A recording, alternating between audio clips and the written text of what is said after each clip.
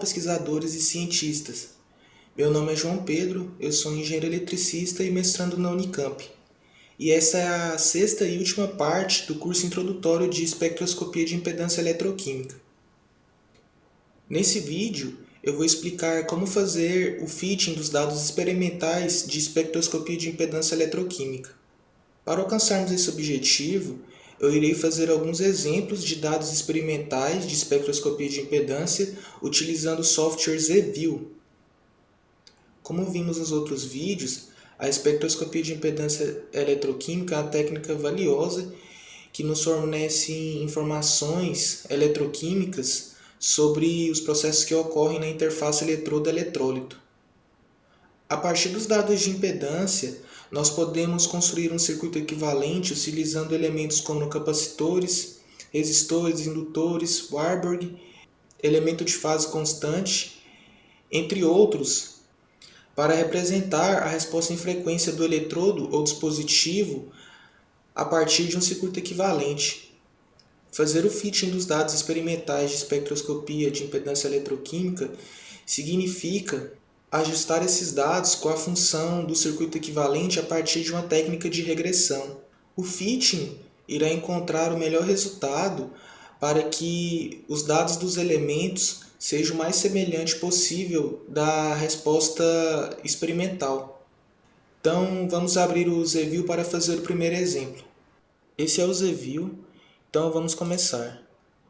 Carregando aqui os dados experimentais de exemplo, nós temos essa resposta em frequência.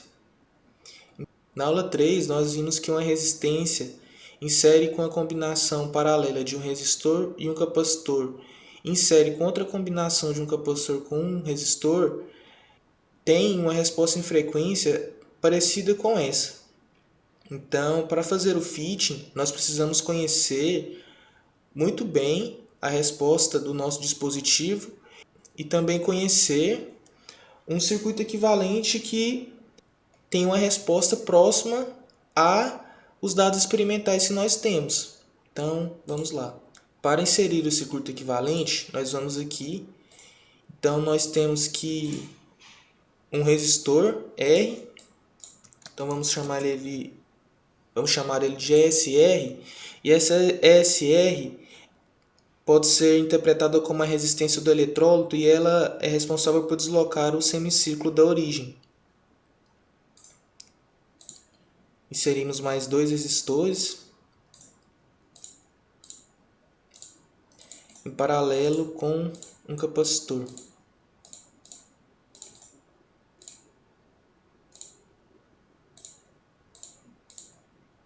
Pronto. Esses valores aqui eles têm que estar como free, pois caso você deixe esse valor como fixed, ele não vai, na hora de fazer a regressão linear, ele não vai preencher o valor de C2. Então, todo mundo free. Uma dica: na hora de fazer o fitting é necessário colocar valores iniciais para os elementos. Mas, quanto mais próximo esse valor aqui inicial estiver do valor real, melhor vai ser o resultado da nossa regressão. Isso significa que esse erro aqui vai ser muito pequeno. Então, olhando no gráfico, nós podemos ver que esse valor começa aqui em aproximadamente 1800, que é o DSR, R1, que é visto como o diâmetro desse primeiro semicírculo, ele termina aqui aproximadamente em 2800. Subtraindo desse 1800, nós temos que ele igual a 1000. Para R2, da mesma forma, nós vemos que ele acaba aqui aproximadamente em 9600. Menos o 2800, ele vai ser igual a 6800. Pronto. Da aula 3, foi apresentado também a forma de calcular a capacitância. E selecionando aqui os dados da fórmula, nós precisamos saber qual que é esse valor aqui de R1 e em qual frequência a parte imaginária é máxima no primeiro semicírculo para calcular a capacitância C1. E basta mexer esse cursor e colocar esse ponto verde aqui no valor onde a parte imaginária é máxima. E para esse ponto, essa frequência é 1455.1. Da fórmula que é igual a 1 dividido por 2π vezes R1, que é igual a 1000, vezes essa frequência, nós temos que essa capacitância vale aproximadamente 0,109 microfarad. E C2, da mesma forma, nós colocamos aqui achamos a impedância onde a parte imaginária é máxima para o segundo semicírculo. Então está aqui entre esses dois pontos, vamos pegar 5,16 Hz. Então 1 dividido por 2π vezes R2, que é igual a 1000, que é igual a 6.800, vezes 5,16, nós temos que esse valor vale aproximadamente 4,53 microfarad. Certo? Agora basta vir aqui em Edit Fit Parameters e selecionar o modo Fitting. Aqui no Maximum Iterations, eu costumo colocar o valor máximo, que é 1000, e a otimização de interações também como 1000. Essa frequência, você coloca a frequência que você fez o seu experimento, dá um OK e um Fitting. Pronto.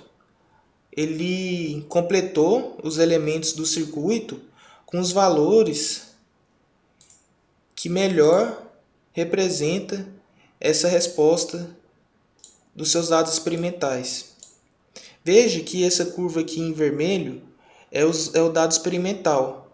Esses pontos aqui muito fora, que não faz sentido eletroquímico nenhum, eles são ruídos. E aí quando nós fazemos o fitting, esse ruído ele não é considerado, porque a resposta eletroquímica característica desse sistema não envolve esses pontos aleatórios. Então é isso. Veja que aqui antes nós tínhamos colocado um valor de 1800 e esse valor mais próximo, na verdade, seria 1805 e nós temos um erro aqui de 0,07%. Para o valor de C2, um erro de 0,16%, que é muito bom. Veja que a curva verde está praticamente em cima da curva vermelha. Uma dica é, caso você tenha alguma dúvida sobre como fazer o fitting ou como utilizar os elementos, você pode vir aqui no Help do Zeview que ele explica detalhadamente como fazer e as características dos circuitos também.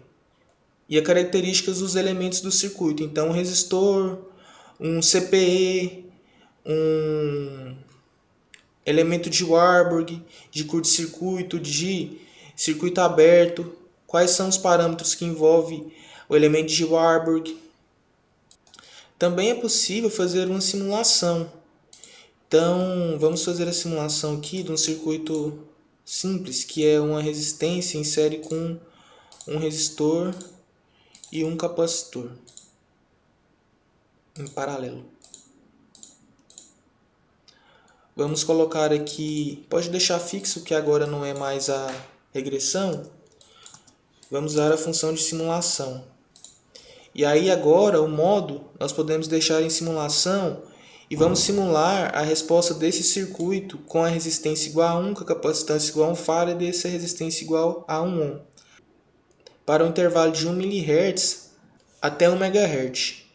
Então damos um run, um outscale e veja que nós temos aqui um semicírculo deslocado 1 ohm uma unidade aqui do eixo real e um semicírculo que representa a resposta desse circuito. Então você viu, além de fazer o fitting, você consegue vir aqui para simular, ver a resposta do seu modelo para diferentes valores de R1, R2, C1. Então, muito obrigado por terem acompanhado esse curso básico de espectroscopia de impedância eletroquímica. Qualquer dúvida e sugestões, deixem nos comentários e espero ver vocês novamente em breve.